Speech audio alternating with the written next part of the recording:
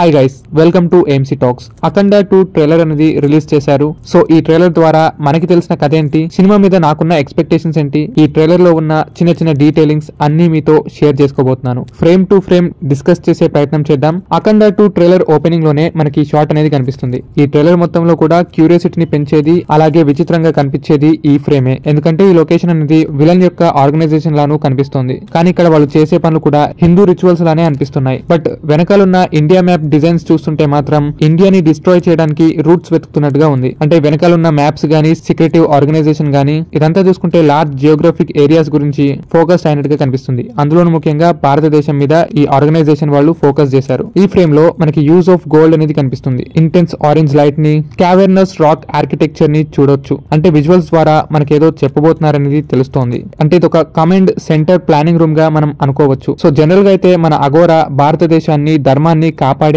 వ్యక్తిగా కనిపిస్తారు. సో ఇండియాని డిస్ట్రాయ్ చేయడానికి ఇది ఒక ప్లాన్ అని మనం అనుకుంటున్నాం. అయితే ఇక్కడ డిఫరెన్స్ ఏంటంటే లెఫ్ట్ సైడ్ లో మనకి ఇండియా మ్యాప్ ని, రైట్ సైడ్ లో మాత్రం అఖండ భారతాన్ని చూపిస్తున్నారు. అంటే మొత్తానికి అఖండ అనే టైటిల్ కి జస్టిఫై చేస్తున్నారా అని అనిపించింది నాకు.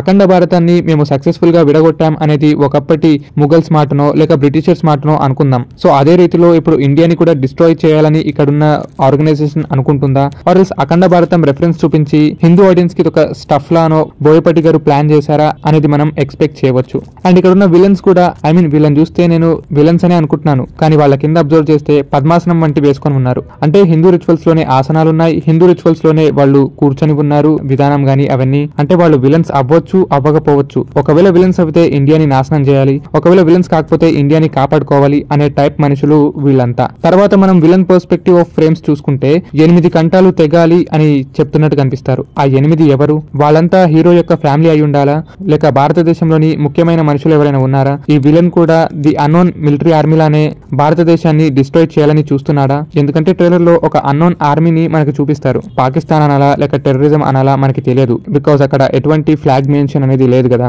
హౌవెవర్ వాళ్ళు చెడ్డవాళ్ళు లేదా రాక్షసత్వాన్ని కూడుకొని వచ్చిన వాళ్ళు అనేది బై రెఫరెన్స్ ఇక్కడ మనకి ఫ్రేమ్స్ లో చూపిస్తున్నారు. అయితే ఈ ఫ్రేమ్ చూసుకుంటే ఇతను కూడా ఒక విలన్ మాదిరిగానే కనిపిస్తున్నాడు. ఒకవేళ ఇండియా పాకిస్తాన్ కాన్ఫ్లిక్ట్ అయితే గనక పెహల్గామ్ ఇన్సిడెంట్ ని సినిమాలో కాస్త చూపించబోతున్నారా సింబాలిక్ గా అనేది అనుకోవచ్చు. ఎందుకంటే ఈ ట్రైలర్ లో కుంభమేళా గురించి కూడా చూపించారు. దట్ మీన్స్ బోయపాటి గారు కరెంట్ అఫైర్స్ ని అన్ని సినిమాలో మిక్స్ చేసినట్టుగా అనిపించింది నాకు. అంటే కుంభమేళా గానీ, జియో పొలిటిక్స్ గానీ, జియో పొలిటిక్స్ లో America is trying to destroy India in many things కదా.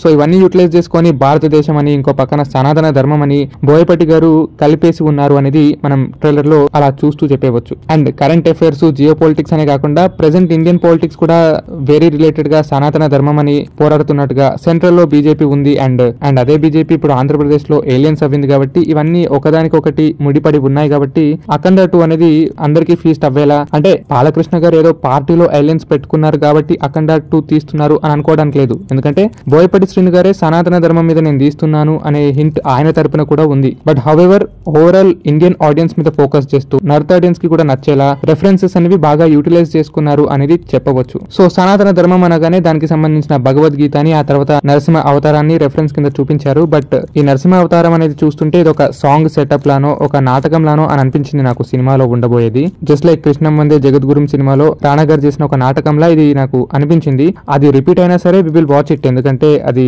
ఎన్నిసార్లు చూసినా సరే విష్ణుదేవుడి దశావతారాలంటే చాలా ఇంట్రెస్టింగ్ గా అనిపిస్తుంది. అది ఈసారి కొత్తగా ఎలివేట్ చేసినా సరే మనం మళ్ళీ చూడవచ్చు. కాకపోతే ప్రహ్లాదుడిని చూస్తే మాత్రం మరీ పెద్దగా కనిపించేస్తున్నాడు. అంటే డీటెయిల్స్ కి అంత అటెన్షన్ ఇవ్వలేదు, రీసెర్చ్ కి అంత స్కోప్ ఇవ్వలేదు అని అనిపించింది ఈ ఒక్క విషయంలో మాత్రం. But other than that audience కి కావాల్సిన స్టఫ్ అంతా నింపేశారు. అలాని నోరు జారేసి అది బాలేదు ఇది బాలేదు అనే కంప్లైంట్స్ కూడా ఇవ్వలేము. ఎందుకంటే ఈ ట్రైలర్ అంతా హైలీ దేవుడు దేశము అని చూపించారు గానీ స్టోరీ ఏంటి అనేది ఎక్కడ రివీల్ చేయలేదు. కాబట్టి ఏదేమైనా December 5th థియేటర్ లోనే తెలుసుకోవాల్సిన విషయాలు చాలా ఉన్నాయి. పురాణాల రెఫరెన్స్ అయితే బాగానే నింపేసేలా ఉన్నారు. అయితే ఈ డివోషన్ ఊపులో బాలకృష్ణ గారు ఈ మెషిన్ గన్ ఏదైతే వాడారో ఈ సీన్ చూడడానికి బాగా అనిపిస్తుంది, ఫ్యాన్స్ కి కూడా మంచి స్టఫ్ అనిపిస్తుంది. బట్ ఈ మెషిన్ గన్ మాత్రం ఈ మధ్య సినిమాలో బాగా వాడిస్తున్నారు. మన బాలయ్య గారు ట్రెడిషనల్ గా వాడేశారు. బట్ ఐ హోప్ సినిమాకి ఇది మాత్రం ఎండింగ్ టచ్ అవ్వకూడదు. ఎందుకంటే ఈ వింత వింత గన్లు చూసి నాకు విసుగు వచ్చేసింది. బట్ స్టిల్ తమన్ గారు డ్యూటీ చేస్తే అది ఎంత విసుగైనా సరే మాస్ గా ఉండబోతుంది అనేది మనకు తెలిసిన విషయమే. అండ్ ఈ ఫైట్ సీన్ ఏదైతే ఉందో ఇది కైలాస పర్వతంలో డిజైన్ చేశారు అని నేను పర్సనల్ గా అనుకుంటున్నాను. ఎందుకంటే శివుడి రెఫరెన్సెస్ బాగా ఉన్నాయి. అండ్ ఈ మౌంటైన్ లో కూడా మనకి అవేవో సాంస్క్రిట్ శ్లోకాస్ యూజ్ చేసినట్టుగా కనిపిస్తున్నాయి. అంత క్లారిటీ అయితే లేదనుకోండి. అండ్ ఈ షాట్ చూస్తుంటే ఇక్కడ ఎవరో పరిగెడుతున్నారు. ఆఫ్ కోర్స్ బోయపాటి గారి సినిమాలంటేనే పరుగు పెట్టాలి పెట్టి తీరాలి. ఎందుకంటే సరైనలో రకుల్ ప్రీత్ సింగ్ గానీ, అఖండ 1 లో కూడా హీరోయిన్ పరిగెత్తడం గానీ, ఇప్పుడు అఖండ 2 లో కూడా మరెవరో పరిగెడుతున్నారు. సో ఫ్యామిలీ ఎమోషన్స్ కూడా బాగానే కవర్ చేస్తారు అని అనిపిస్తోంది. బికాజ్ ట్రెడిషన్ ఉంది కాబట్టి జనాలు ఈజీగా వచ్చేస్తారు. మదర్ సెంటిమెంట్ తో జనాల్ని చక్కగా థియేటర్ లో కూర్చోబెట్టొచ్చు. ఫైట్స్ తో మధ్యలో ఊపిస్తూ పురాణాల రెఫరెన్స్ లు పట్టేసి లాగేయచ్చు సినిమా చాలా ఈజీగా. సో నాకు తెలిసి బాలయ్య గారు మన అఘోరా బాలయ్య కోసం రీసెర్చ్ చేస్తూ తల్లిని కల్పించే పనిలో ఉండవచ్చు. ఆయన రోల్ కి అది తప్ప వేరే స్కోప్ ఎక్కువగా లేకపోవచ్చు కూడా. అండ్ ఇక మన విలన్ ఆది పెనిశెట్టి గురించి మాట్లాడుకుంటే ఏవేవో మంత్రతంత్రాలతో బాగా ఊపెక్కిస్తున్నాడు. హవెవర్ విఎఫ్ఎక్స్ డిజైన్ అనేది నాకు బాగుంది అని అనిపించింది. ఎందుకంటే రాజాసాబ్ లో చూసుకుంటే గానీ, లేదా మరేదైనా సినిమాలో ఈ మధ్య కాలంలో చూసుకుంటే గానీ కొంచెం చీప్ అనిపించాయి నాకు పర్సనల్ గా. సో వాటితో పోలిస్తే అఖండ 2 లో బాగానే మేనేజ్ చేశారు కదా అని అనిపించింది. సో చూద్దాం థియేటర్ లో ఇంకేమైనా సర్ప్రైజింగ్ విఎఫ్ఎక్స్ ఎలిమెంట్స్ ఉంటాయా, ట్రైలర్ లో సర్దుకున్నట్టే సినిమాలో కూడా డీసెంట్ అనిపించుకుంటారా? ఎందుకంటే విఎఫ్ఎక్స్ విషయంలో అఖండ 2 ఏమాత్రం తగ్గినట్టు అనిపించట్లేదు నాకు. స్టోరీ టెల్లింగ్, బీజిఎం ఇవి కూడా ఏమాత్రం తగ్గకపోతే మన బాలకృష్ణ గారు ఈసారి కూడా హిట్ కొట్టినట్టే. సో సినిమా ధర్మం దేశం అంటున్నారు, రెండు మంచి విషయాలే. కాకపోతే ఈ మధ్య కాలంలో చాలా మంది ధర్మం అనే పదం యూస్ చేసి చాలా సినిమాలు తీస్తున్నారు. బట్ విఎఫ్ఎక్స్ లోనో స్టోరీ టెల్లింగ్ లోనో ఎక్కడో ఒక చోట ఫెయిల్ అవుతున్నారు. కాబట్టి బోయపాటి గారు ఈ ధర్మం అనే పదానికి న్యాయం చేసి సనాతన ధర్మాన్ని పర్ఫెక్ట్ గా చూపిస్తే పర్వాలేదు. సో చూద్దాం. బాలకృష్ణ గారు ఎలాగో బ్యాక్ టు బ్యాక్ హిట్స్ కొడుతున్నారు. కానీ ఈ సినిమా చాలా big budget cinema, high expectations తో వస్తున్న సినిమా. అండ్ దట్ టు 200 కోట్ల షేర్ కలెక్ట్ చేస్తే గానీ ఈ సినిమా బ్రేక్ ఈవెన్ అవ్వదు అని అన్నారు. అంటే ఇంత పెద్ద బిజినెస్ బాలకృష్ణ గారి కెరీర్ లోనే never before. Present senior heroes కి కూడా అంత పెద్ద బిజినెస్ జరగలేదు. కాబట్టి బాలకృష్ణ గారు బాక్స్ ఆఫీస్ దగ్గర ఎటువంటి ఊచకోత కోయబోతున్నారనేది వెయిట్ చేసి చూడాలి. నాకైతే ట్రైలర్ బాగానే అనిపించింది.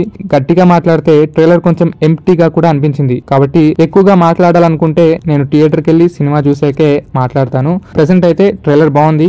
బట్ నేను బాలకృష్ణ గారి మీద, తమన్ గారి మీద, ఇంకా బోయపాటి గారి మీద ఈ ముగ్గురి కాంబినేషన్ లో ఎక్కువ ఎక్స్పెక్టేషన్స్ పెట్టుకున్నాను. కాబట్టి నేను థియేటర్ లో సినిమా చూసాకే ఇంకేమైనా మాట్లాడతాను. Present no words. సో మీకు ట్రైలర్ ఎలా అనిపించింది అనేది కామెంట్ సెక్షన్ లో తెలపండి. మరో వీడియోతో కలుద్దాం. మీ ఏఎంసీ టాక్స్.